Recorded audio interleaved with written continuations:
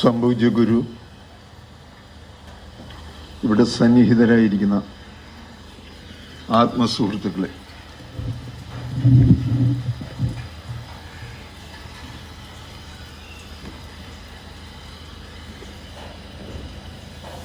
ത്യാഗസ്വാമിയും ഗുരുവും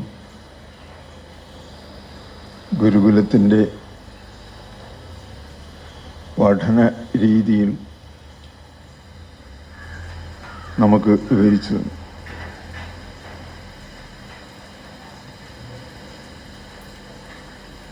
നാരായണ ഗുരുവിനെ പരമ ഗുരുവായി കൊണ്ടുകൊണ്ടുള്ള ഒരു പരമ്പരയാണ്, ഗുരുപരമ്പരയാണ് ഗുരുകുലത്തിലൂടെ ലോകത്തിൽ ലഭിച്ചിരിക്കുന്നു.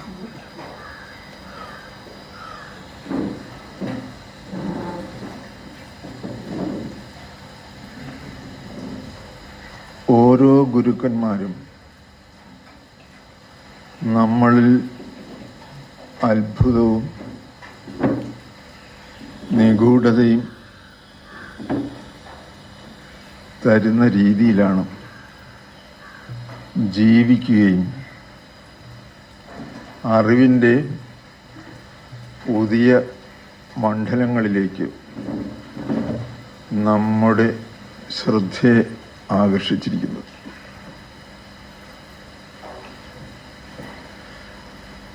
പരമഗുരുവായ നാരായണ ഗുരുവിൻ്റെ ദർശനം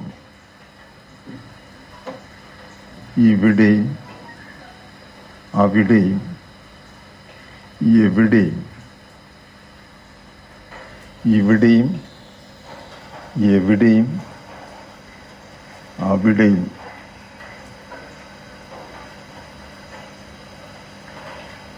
എന്നും ഇന്നും എന്നും അന്നും ഇന്നും എന്നും മനുഷ്യന് ഉള്ളിൽ സമഗ്രതയും സമാധാനവും നൽകുന്നത് ആണ് എന്ന് ഗുരുവിനോടൊപ്പം 6 തലമുറയ്ക്ക് മുൻപ് ജീവിച്ചിരുന്ന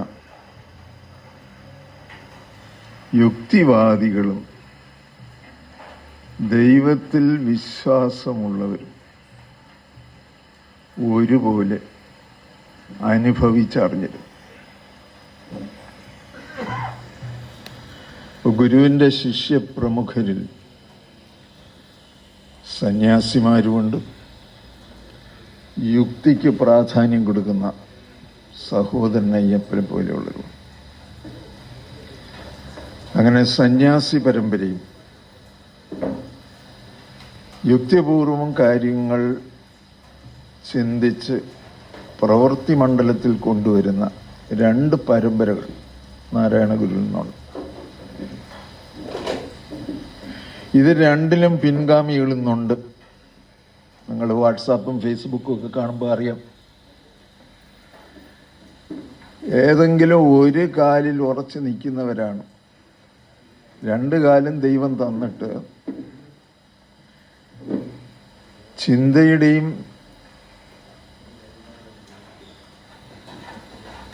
വികാരത്തിൻ്റെയും തലങ്ങൾ ജീവിക്കുന്ന ഈ മനുഷ്യൻ, അവർക്ക് ചിന്തയ്ക്കോ യുക്തിക്കോ ദൈവവിശ്വാസത്തിനോ ഏതിനെങ്കിലും ഒന്നിന് പ്രാധാന്യം കൊടുത്ത് നാരായണ ഗുരുവിൻ്റെ പിൻഗാമികളായിട്ട് അവകാശപ്പെടാനാണ് ഇഷ്ടം. അവർ ഗുരു പറഞ്ഞ ഒരു ജാതി, ഒരു മതം, ഒരു ദൈവം മനുഷ്യനും എന്നുള്ളത് വ്യാഖ്യാനിക്കുന്നത് ഫേസ്ബുക്കിൽ കൂടെയോ വാട്സാപ്പിൽ കൂടെയോ ഷെയർ ചെയ്താൽ യുക്തിപ്രധാനമായി ചിന്തിക്കുന്ന ഗുരുവിൻ്റെ പിന്തുടർച്ചക്കാരാണെന്ന് അഭിമാനിക്കുന്നവർ എൻ്റെ അടുത്ത് ദേഷ്യപ്പെടും. താൻ എന്തിനാണ് ഈ ഗുരുകുലത്തിലിരുന്നിട്ട് ഇനി അന്ധവിശ്വാസത്തിലേക്ക് മനുഷ്യരെ കൊണ്ടുപോകും? ഒരു ചോദ്യം. അഥവാ യുക്തിപൂർവം ആധുനിക ശാസ്ത്രത്തിനും ചരിത്രദൃഷ്ട്യാ നോക്കുമ്പോൾ സംഭവങ്ങൾക്കും എല്ലാത്തിനെയും വിവരിച്ചുകൊണ്ട് യുക്തിപൂർവം ഏകമായ സത്യത്തെ നിഷേധിച്ചുകൊണ്ട് വ്യവഹാരത്തിലുള്ള രാഷ്ട്രീയ ക്രയവിക്രയത്തിനും വേണ്ടി നാരായണ ഗുരുവിൻ്റെ പേര് ഉപയോഗപ്പെടുത്തുന്ന അഭിമാനികളായിട്ടുള്ള യുക്തിവാദികളുടെ മനസ്സുള്ള അവർ പറയുന്നതോ എഴുതുന്നതോ ഷെയർ ചെയ്താൽ ഗുരുവിനെ ദൈവമായി കാണുന്ന, പ്രത്യേകിച്ച് കുട്ടനാട്ടിലുള്ള വ്യക്തികൾ, അവരാണ് ഗുരുവിനെ ദൈവമായി കണ്ടുകൊണ്ട് ഇത്രയും കൂടുതൽ ആൾക്കാർ ഒരുമിച്ച് ജീവിക്കുന്ന കുട്ടനാടിലും കോട്ടയം, ചേർത്തല, ആലപ്പുഴ ജില്ലകളിലും അവരെൻ്റെ അടുത്ത് ദേഷ്യപ്പെടും. ഈ മനുഷ്യൻ്റെ പ്രസംഗം എന്തിനാണ് എനിക്ക് ഷെയർ ചെയ്തത്? അയാൾ വേറെ വികലമായ യുക്തി വെച്ചിട്ടല്ലേ കാര്യങ്ങൾ പറയുന്നത്. നിങ്ങൾ എന്തിനാണ് ഗുരുകുലത്തിലിരുന്നു കൊണ്ട് ഈ രീതിയിൽ രാഷ്ട്രീയമായി മറുവശത്തെ താറടിച്ച് കാണിക്കാനുള്ള ആൾക്കാരുടെ പ്രസംഗങ്ങൾ എനിക്ക് ഷെയർ ചെയ്യുന്നത്? എന്തിനാണ്? ഞാനൊരു ഗുരു വിശ്വാസിയും കൂടെയാണ്. അതിനുവേണ്ടി ഞാൻ ജീവിക്കുന്നവനാണ്.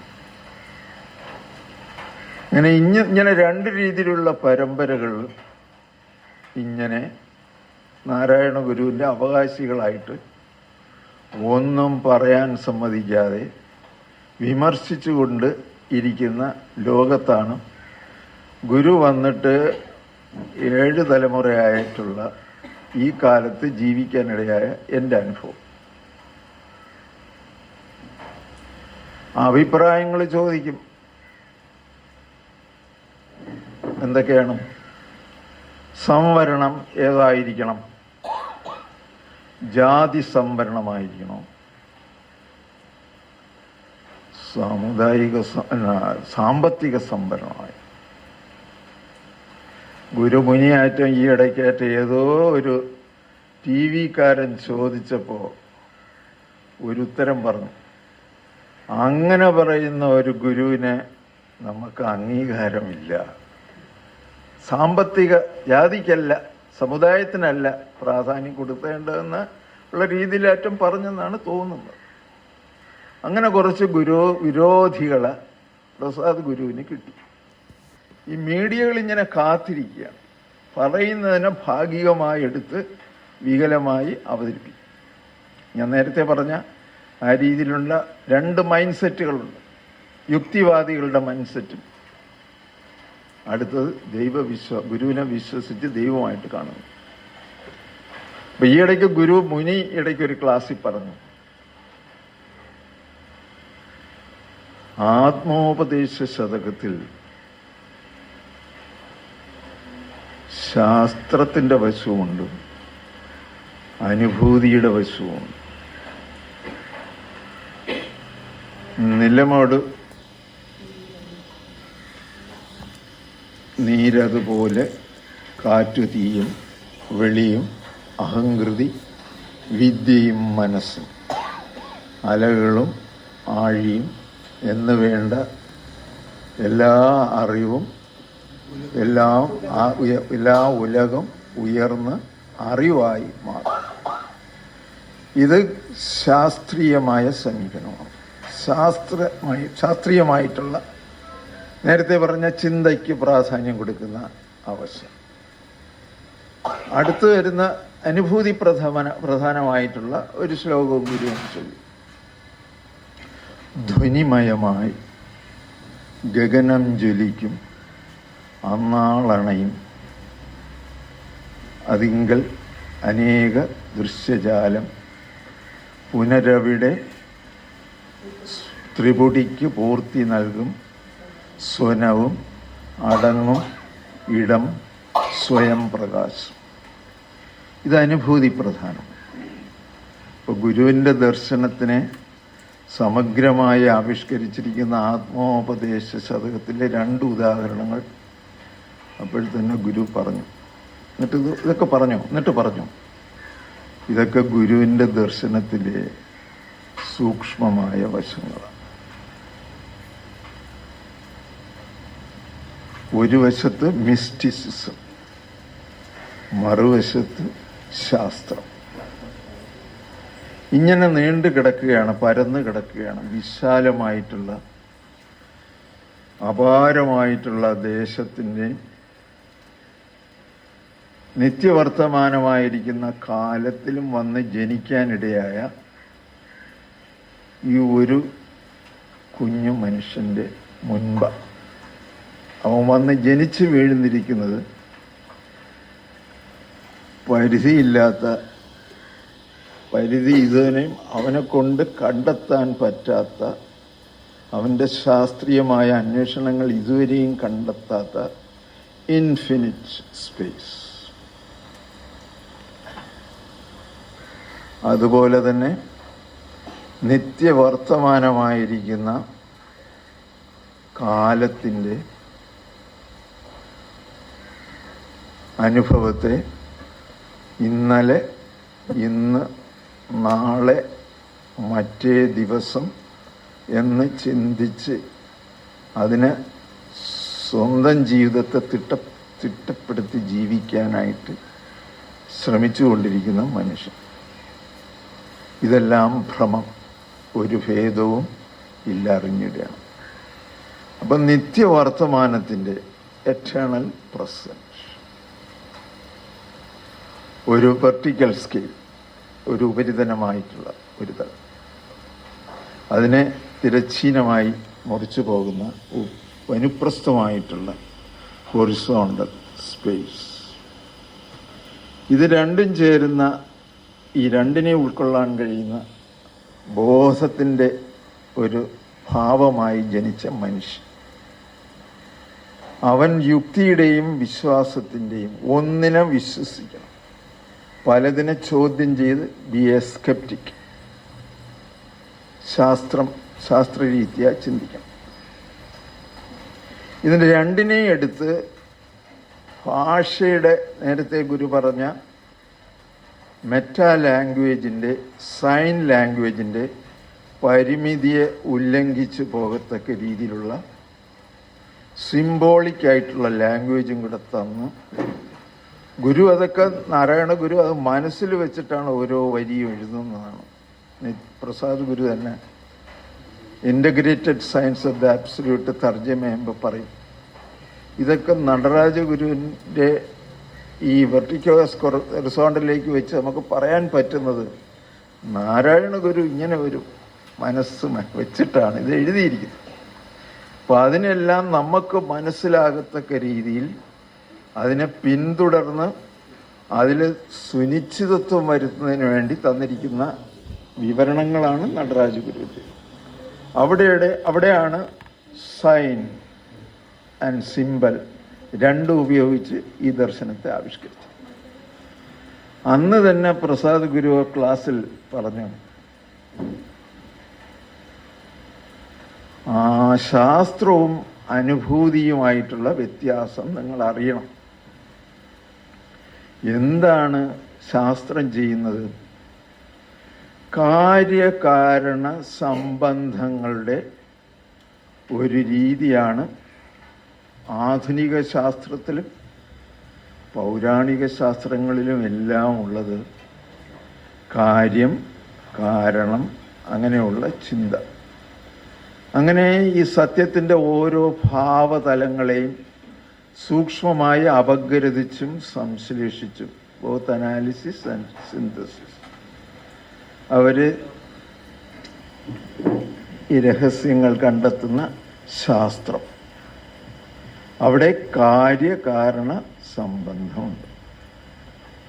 പക്ഷെ വേദാന്തത്തിൻ്റെ പ്രമിതി ശാസ്ത്രത്തിലേക്ക് വരുമ്പോൾ, അറിവിൻ്റെ ശാസ്ത്രത്തിലേക്ക് വരുമ്പോൾ, വേദാന്തം തന്നെ അറിവിൻ്റെ ഒരു ശാസ്ത്രമാണ്. എപ്പിസ്റ്റമോളജി അല്ലെങ്കിൽ പ്രമിതി ശാസ്ത്രം എന്ന് പറയുന്നത് തന്നെയാണ് ഈ വേദാന്തം. അപ്പം നമ്മൾ ഈ അനുഭൂതി പ്രധാനവും കൂടെ ആയിരിക്കുന്ന വേദാന്തത്തിൽ എത്തുമ്പോൾ അതിന് നിങ്ങൾ തുടക്കത്തിലെ തന്നെ കാര്യകാരണ സംബന്ധമായ ചിന്തയല്ല നടത്തുന്നത്, ആത്യന്തികമായ പരമമായ സത്യത്തിനെ പരമകാരണമായി അല്ലെങ്കിൽ കാരണാന്തര കാരണമായി, ഇനി അതിനൊരു കാരണമില്ലാത്ത ഒരു തലത്തിൽ വെച്ച് അതിനെ വിശ്വസിച്ച് അതിനെ അറിയാനുള്ള സാധനകളും സ്വാധ്യായവും ഗുരുമുഖത്തുനിന്ന് കേട്ട് ശ്രവണ മനനങ്ങളിലൂടെ ഏകാത്മകതാബോധം വരുത്തി നിങ്ങളെ തയ്യാറാക്കുമ്പോൾ നിങ്ങൾക്ക് വന്ന് ലഭിക്കാൻ സാധ്യതയുള്ള ഒന്നാണ് ധ്വനിമയമായി ഗഗനം ജ്വലിക്കുന്ന അനുഭവം. അപ്പൊ ഇവിടെ എന്താണ്? പരമകാരണത്തെ കണ്ടുകൊണ്ടാണ് തുടങ്ങുന്നത്, അംഗീകരിച്ചുകൊണ്ട് അതിൽ വിശ്വസിച്ച് അതിനു വേണ്ടിയുള്ള ഒരുക്കങ്ങൾ നടത്തുന്നു. നിങ്ങൾ അനുഭൂതി തലത്തിൽ 10,000 ആതിഥേയരെ ഒന്നായി വരുമതുപോലെ ഉണ്ടാകുന്ന വിവേകവൃത്തിക്ക് അനുഗ്രഹീതനായി തീരണം എന്നുള്ളത് പ്രപഞ്ചത്തിലിരിക്കുന്ന ശക്തികളുടെ കടാക്ഷം നിങ്ങൾക്കുണ്ടെങ്കിൽ, ഗുരു അനുഗ്രഹം ഉണ്ടെങ്കിൽ വന്നു ചേരാനുള്ള ഒരു സാധ്യതയാണ്. അത് വന്നു ചേർന്ന് നമ്മളെപ്പോലെ ഒരു മനുഷ്യനായി ജനിച്ച് ഈ രീതിയിലുള്ള തപസ് ചെയ്ത് തമിഴിലും സംസ്കൃതത്തിലും മലയാളത്തിലും ലഭിക്കാവുന്ന ഗ്രന്ഥങ്ങളെടുത്ത് പഠിച്ച് ഗുരുവാക്യത്തിലും ശാസ്ത്രവാക്യത്തിലും ശ്രദ്ധ ചെലുത്തി ജീവിച്ച് അനുഭവിച്ച കാര്യമാണ് നാരായണ ഗുരു എഴുതി. അപ്പം അങ്ങനെയുള്ള ഒരു സാധ്യതയെ ഓരോ ഗുരു പരമ്പരയിൽ കൂടെയും, പ്രത്യേകിച്ച് നാരായണ ഗുരു പരമ്പരയിൽ കൂടെ പോകുമ്പോൾ നമുക്ക് ലഭിക്കുന്ന എന്താണ്? ഓരോ പുതുമകളുണ്ട്. നാരായണ ഗുരു അനുഭൂതി പ്രധാനവും ശാസ്ത്രയുക്തവുമായ ചിന്തയ്ക്ക് പ്രാധാന്യം കൊടുക്കുന്ന, ഒപ്പം തന്നെ അനുഭൂതിക്കും വിശ്വാസത്തിനും പ്രാധാന്യം കൊടുക്കുന്ന, ഒന്നിനെയും പലതിനെയും സംബന്ധിച്ച് അനുഭവിച്ച് അറിയുക അല്ല, അനുഭൂതിയും കൂടെ നേടിയിട്ട് നമുക്ക് പറഞ്ഞു തന്ന വഴികളെ അന്നുള്ളവർ പ്രയോജനപ്പെടുത്തി. ആവശ്യക്കാർ ചെന്നു. ഇന്ന് നമുക്കുള്ള ഏറ്റവും വലിയ പ്രശ്നം ഇതാണെന്ന് ജാതി വ്യവസ്ഥയുടെ പേരിൽ ശാസ്ത്രം പഠിച്ചിട്ട് വരുന്ന നമുക്ക് പോലും ജോലി തരുന്നില്ല. നടരാജഗുരുവിൻ്റെ പിതാവായിട്ടുള്ള ആ സാമൂഹ്യ സ്നേഹിയായിട്ടുള്ള ഡോക്ടർ പൽപു സ്വന്തം അധ്വാനവും സമ്പത്തിൻ്റെ ഭൂരിഭാഗവും ഈ ഒരു പ്രശ്നം പരിഹരിക്കാനായിട്ട് നാരായണ ഗുരുവിൻ്റെ അനുഗ്രഹത്താൽ ഇറങ്ങിത്തിരിച്ചു. അതിൽ നിന്ന് നമുക്ക് സമുദായങ്ങളുടെ പല തട്ടിൽ നിൽക്കുന്ന സമുദായങ്ങൾ, നമ്പൂതിരി സമുദായം മുതൽ നായാടി സമുദായം വരെയുള്ള എല്ലാ സമുദായങ്ങളുടെയും ഏതാണ്ടൊരു മധ്യതലത്തിൽ വരാവുന്ന ഒരു സമുദായത്തിൽ വന്ന് ജനിക്കാനിടയായതുകൊണ്ട് അവിടെ അവരുടെ കൂടെ ധർമ്മബോധം നൽകി സംഘടിപ്പിക്കാൻ താല്പര്യമുള്ള ആൾക്കാർക്ക് അനുവാദം കൊടുത്തുകൊണ്ട് മൗനമായി നിന്നു. ആ സാന്നിധ്യവും അനുഗ്രഹവും കൊണ്ട് ഇന്ന് 7 തലമുറ കഴിഞ്ഞപ്പോൾ അവരുടെ ഇടയ്ക്ക് നാരായണ ഗുരു പറഞ്ഞു തന്ന അനുഷ്ഠാനങ്ങളെല്ലാം അങ്ങ് പോയി. മറ്റുള്ളവരെ കണ്ടിട്ട് പഠിക്കുകയും അത് ജീവിതത്തിൽ അനുഷ്ഠിക്കുകയും ചെയ്യുന്ന ഗതികേട് കാണേണ്ട അവസരം ഇന്ന് ജീവിക്കുന്നവർക്ക് ഉണ്ടായി. വിദ്യാഭ്യാസ സ്ഥാപനങ്ങളിൽ ചെന്നാൽ പഠിപ്പിക്കാൻ കഴിവുള്ള കുട്ടികൾക്കല്ല ജോലി കൊടുക്കുന്നത്. ഇന്നിവിടെ ജോലിയിലിരിക്കുന്ന പ്രൊഫസർമാരും ടീച്ചേഴ്സും നോക്കിയാൽ അവർക്ക് 30 ലക്ഷമോ 40 ലക്ഷമോ കൊടുത്താൽ ജോലി കിട്ടാനുള്ള അവസരം ഒരുക്കുന്ന മറ്റ് സ്ഥാപനങ്ങളെപ്പോലെ അധപ്പതിച്ചു നാരായണ ഗുരുവിൻ്റെ പേരിലുള്ള സ്ഥാപനം. അതാണ് പറയുന്ന കാര്യങ്ങളെ അനുഷ്ഠിക്കുന്നതിൽ നിന്ന് ബഹുദൂരം 7ാമത്തെ തലമുറ, വെറും 7 തലമുറയായുള്ളൂ. ഒരു തലമുറ 18 തൊട്ട് 20 വർഷം. നിങ്ങളെ പെൺകുട്ടികളെ വിവാഹം കഴിച്ചു കൊടുക്കാൻ 18 വയസ്സായാൽ മതി, ആൺകുട്ടികൾക്ക് 20 വയസ്സ്. ഗുരു വന്നിട്ട് 1888 ഈ ലോകത്തിലുള്ള മനുഷ്യരെ അറിയുന്നത് ഇങ്ങനെ ഒരു ഗുരു ഉണ്ടെന്നും അദ്ദേഹം വേദാന്തത്തെ ജീവിക്കാനുള്ള വഴിയാക്കി തന്നിട്ടുണ്ടെന്നും കാണിച്ചുകൊണ്ട് ഒരു കല്ലെടുത്ത് വെച്ച് ഒരു സിംബോളിക് ഭാഷയിലൂടെ പ്രതീകാത്മകമായി ഒരു ശിവനെ പ്രതിഷ്ഠിച്ച് നമ്മുടെ മുമ്പ് കാര്യങ്ങൾ അവതരിപ്പിച്ചു തന്നു. അപ്പൊ അവിടെയും കൊണ്ടുവച്ച ഒരു കല്ലാണ്, ശിവലിംഗമാണ്. ഇപ്പൊ ശിവന്റെ ചരിത്രത്തിന്റെ നിങ്ങൾക്ക് നാരായണ ഗുരു 1888 വന്നിട്ട് 130 വർഷത്തിനടുത്ത 130 വർഷത്തിനിടയ്ക്ക് ആയിട്ടുണ്ടെങ്കിലും നിങ്ങൾക്ക് തന്ന പാരമ്പര്യം പശുപതി ശിവന്റെതാണ്. ശിവന്റെ പ്രതിഷ്ഠയിലൂടെയാണ് നിങ്ങൾക്കൊരു പാരമ്പര്യമുണ്ടെന്നും അത് ഏറ്റവും പഴയതായിട്ടുള്ള ശിവസങ്കല്പമാണെന്നും പറഞ്ഞു ഒരു രൂപാത്മക ഭാഷയിലുള്ള ഒരു കല്ലെടുത്ത് വെച്ചു നിങ്ങളെ എല്ലാവരെയും ക്ഷണിച്ചു. അതുപോലെ അതുവരെ മിക്ക സമുദായങ്ങളും മതപരമായി വിഭാഗീയതയോടുകൂടി ഹിന്ദു, ക്രിസ്ത്യൻ, ഇസ്ലാം എന്നുള്ള രീതിയിൽ ഇന്നും ചെയ്യുന്നത് പോലെ വിദ്യാഭ്യാസ സ്ഥാപനങ്ങളും ഹോട്ടലുകളും അവന്റെ ആവശ്യം നേടാതിന് എല്ലാത്തിനും വിഭജനമാണ്. പള്ളിയിൽ കയറിയാൽ ഇന്നും ഒരുവന്റെ പള്ളിയിൽ കയറണമെങ്കിൽ അവന്റെ നിയമങ്ങൾ അനുഷ്ഠിച്ചുള്ളവനല്ലെങ്കിൽ കയറിയാൽ ജീവിതം അവിടെ തീരും. അങ്ങനെയുള്ള സ്ഥലത്ത് ഹിന്ദുക്കളെന്ന് പറയുന്നവരുടെ പ്രവൃത്തി അതിനേക്കാളും ക്രൂരമാണ്. അവരാണെങ്കിൽ ഭൂരിപക്ഷം പറയുന്ന ഈ അമ്പലങ്ങളുടെ ഉടമസ്ഥരായി കൃഷിയും ചെയ്ത് കഴിഞ്ഞ ഇവിടെ ജീവിക്കുന്നതിനിടയ്ക്ക് വന്ന അവരെന്ന് പറഞ്ഞാൽ തമിഴ്നാട്ടിൽ നിന്നൊക്കെ വന്ന് വെള്ളക്കാരുടെ കൂടെ നമ്മളെ ഭരിക്കാൻ സഹായിക്കാൻ വന്ന ഹിന്ദുക്കളിലുള്ള നൊമാഡിക്. അതുകണക്കാണ് ഇസ്ലാം, ക്രിസ്ത്യൻ നൊമാഡിക് ആയിട്ടുള്ള വന്നിട്ട് ഇവരുടെ അമ്പലത്തിനകത്തോട്ട് അവർ കന്നില്ല, അവരുടെ സ്വന്തം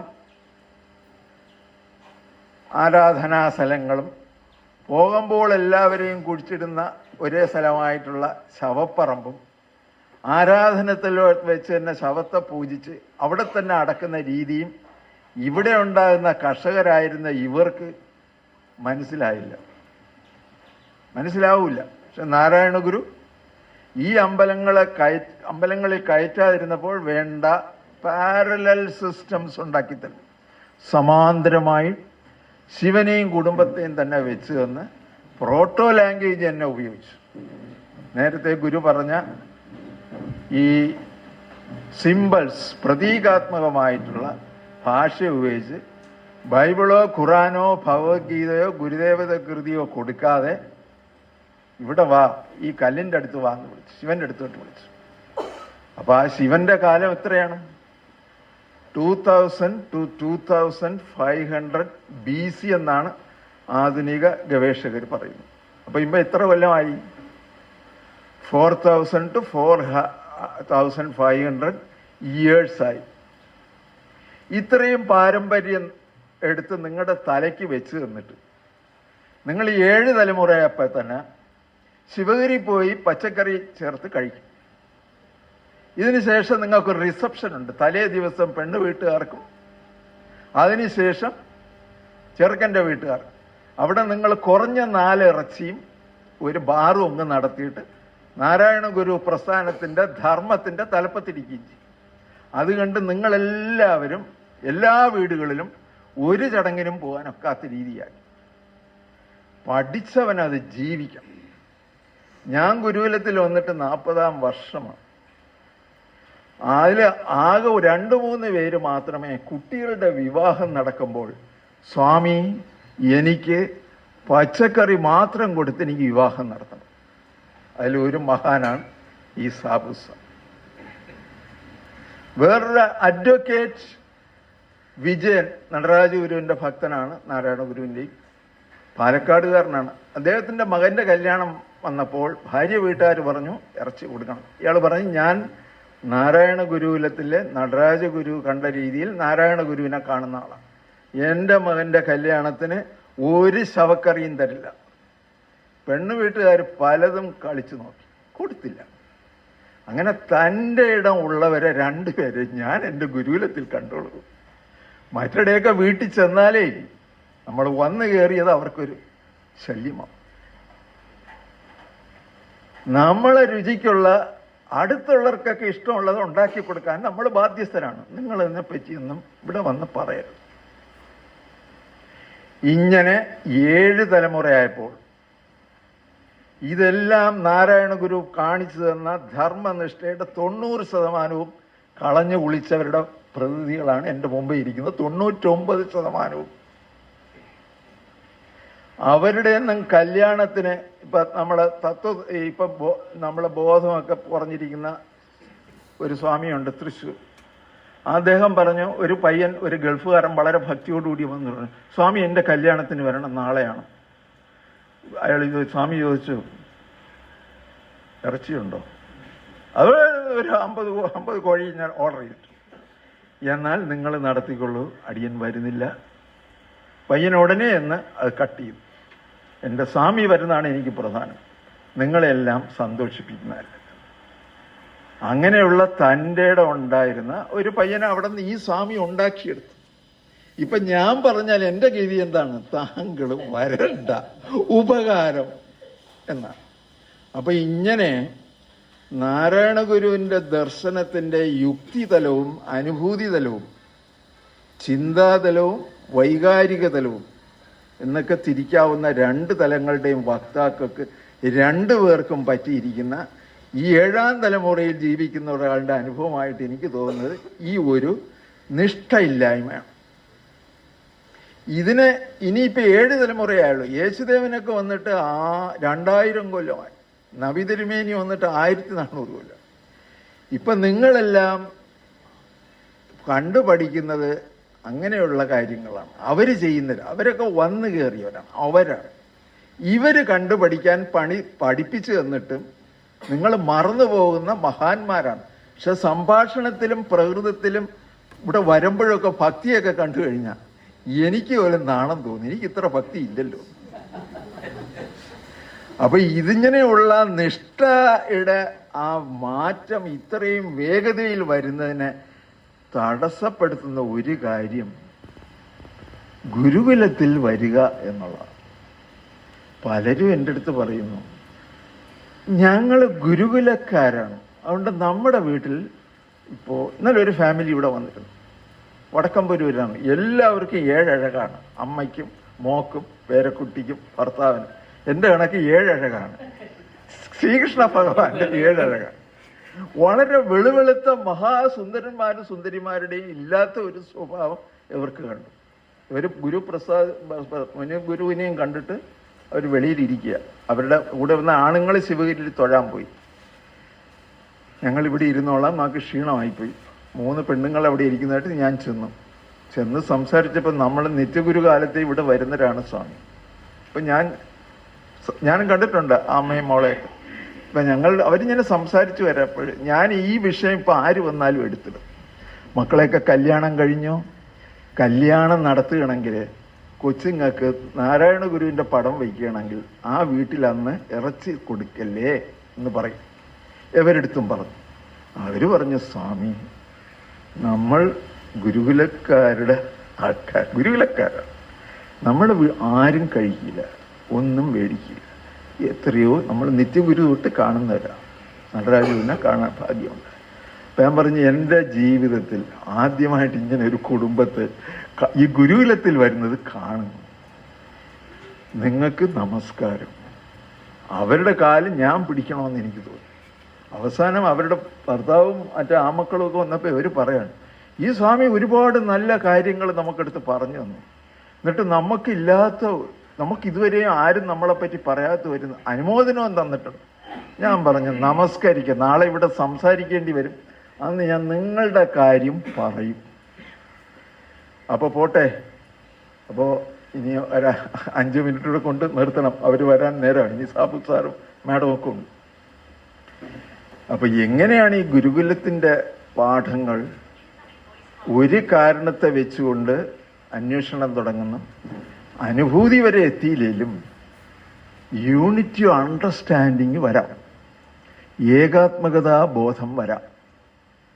അതിന് നടരാജഗുരു നാരായണ ഗുരു ചെയ്തതുപോലെ ഈ അനുഭൂതി പ്രധാനമായ വേദാന്തത്തെ ശാസ്ത്രരീതിയെ അവതരിപ്പിച്ചതിനെ എടുത്തിട്ട് ഈ ലോകത്തിലെ സമാധാനവും മനുഷ്യന് നന്മ ചെയ്യാനുള്ള ഒരു പ്രേരണ, ലോകത്തിൽ സമാധാനം നിലനിർത്താം, വേൾഡ് പീസ്, ഒപ്പം തന്നെ മനുഷ്യന് നന്മ ചെയ്യാൻ കഴിയണം. ഈ നിഷ്ഠയുടെ തലം, ധർമ്മത്തിൻ്റെ തലം, ബ്രഹ്മവിദ്യയുടെ തലം, ഇത് രണ്ടും കൂടെ എടുത്തു വെച്ചിട്ടാണ് ഏകാത്മകതാ ബോധത്തെപ്പറ്റി 6 സെമിനാറുകൾ 5-6 സെമിനാറുകൾ 67 മുതൽ 71 വരെ ഒരു പരമ്പരയായിട്ട് നടത്തിയിട്ട് പോയി. അപ്പൊ ഏകാത്മകതാ ബോധം എന്ന യൂണിറ്റ് അണ്ടർസ്റ്റാൻഡിങ്ങിന് ഗുരു മലയാളം കൊടുത്തപ്പോൾ തന്നെ എനിക്ക് തന്നെ ആദ്യം വായിക്കാൻ തന്നെ പാടി. ഏകാത്മബോധവും ഏകാത്മകഥാബോധവും. പിന്നെ ഞാൻ എന്തായാലും അത് ഇമ്പോസിഷൻ എഴുതി പഠിച്ചു. അപ്പൊ ഇത് നോക്കുമ്പോഴാണ് നമ്മൾ ഈ അറിഞ്ഞാൽ പോരാ, ഒരു അണ്ടർസ്റ്റാൻഡിങ് വരണമെന്ന് കേട്ടിട്ടുണ്ട്. യൂണിറ്റി അണ്ടർസ്റ്റാൻഡിങ് ആണ്. അവിടെ ഒരു ബോധത്തിനുണ്ടാകുന്ന ഒരു സുനിശ്ചിതത്വമാണ്, ഒരു ധാരണയാണ്. അത് ഒരു സത്യത്തെ വെച്ചിട്ട്, നേരത്തെ പറഞ്ഞല്ലേ, കാരണത്തിൽ നിന്ന് തുടങ്ങുന്നതിനോ പരമമായ ആത്യന്തികമായ കാരണത്തെ വെച്ചുകൊണ്ട്, പരമാർത്ഥ സത്യത്തെ വെച്ചുകൊണ്ട് വ്യവഹാരത്തിലുള്ള പ്രശ്നങ്ങളെ നമ്മൾ പരിഹരിക്കാനുള്ള പാഠങ്ങൾ തരാനുള്ള ബോധമാണ് ഏകാത്മകതാ ബോധം. അത് വരാനുള്ള പഠനങ്ങൾ നടത്തുന്ന കുടുംബത്തിന് അത്രയോടെ ഭക്തിയോടുകൂടി ഈ കാര്യങ്ങൾ ജീവിക്കാൻ ശ്രമിക്കുക. ഇതൊന്നും പഠിച്ചില്ലേലും പ്രശ്നമില്ല. നിങ്ങൾക്ക് ഇപ്പൊ അക്ഷരാഭ്യാസം തന്നിട്ട് പോയി നാരായണ ഗുരു, 3 ഭാഷയെങ്കിലും അറിയാം. എന്നിട്ട് നിങ്ങൾ ഇത് വായിച്ച് പഠിക്കാനുള്ള സമയം കണ്ടെത്തിയില്ലെങ്കിൽ ഉത്തരവാദി നമ്മൾ ആരുമല്ല. അല്ലെങ്കിൽ ആ സാറിനെ പോലെ നല്ല ഭക്തിപൂർവം നല്ല സപ്താഹങ്ങൾ നടത്തുന്ന ഒരു സാറാണത് അവിടെ ഇരിക്കുന്നത്. സപ്താഹ യജ്ഞത്തിൽ കൂടെ ഭക്തി വരുത്തി കഴിഞ്ഞാൽ, ഇപ്പൊ കുട്ടനാട്ടുള്ളൊരു അമ്മയും ഉണ്ട്, അവരൊക്കെ എല്ലാ വർഷവും സപ്താഹം നടത്തും. അപ്പൊ ഞാൻ വിചാരിച്ചു ഈ നാരായണ ഗുരുവിന്റെ പേരിൽ ഇവർ ഈ സപ്താഹം നടത്തുന്നത് എന്തിനാണ്? അപ്പോഴാണ് പിന്നെ എന്നെ മനസ്സിലായത്, ഒരു ഭക്തി പോലും ഇല്ലാതെ എല്ലാത്തിനെയും കുറ്റം പറഞ്ഞ് നടക്കുന്നവർക്ക് ഭക്തി വരാൻ അത് കൊള്ളാം. അപ്പൊ ഭക്തിയും പിന്നെ അതിൻ്റെ കൂടെ യുക്തിയും വരണം, യോഗയുക്തിയും വരണമെങ്കിൽ ഇത് രണ്ടും കൂടെ ഉണ്ടെങ്കിലേ കാര്യങ്ങൾ നടക്കും. ആത്മാവിന് അനുസന്ധാനം ചെയ്യാൻ ഇതൊക്കെ ആവശ്യമാണ്. ഇങ്ങനെയുള്ള ഒരു ലോകത്ത് വന്ന് ജനിക്കാനിടയായി 70 വയസ്സായി. അതിൽ പകുതി കൂടുതൽ ഇവിടെ തന്നെ കഴിച്ചുകൂടി. ഇനിയിപ്പോൾ പോകാൻ നേരത്ത് പറയേണ്ട കാര്യങ്ങൾ ഇനി പറഞ്ഞിട്ട് തന്നെ പരാതി കിട്ടിയാലും ഇനി അടുത്ത കുത്ത് കിട്ടിയാലും പറയുമെന്നുള്ള വാശിയുമായിട്ടില്ല. അതുകൊണ്ട് മനസ്സിലാക്കിയിടത്തോളം നിങ്ങൾക്കെടുത്ത് പറഞ്ഞു തന്നു. ഇനി എൻ്റെ പൊന്നെ കുട്ടി പറയട്ടെ.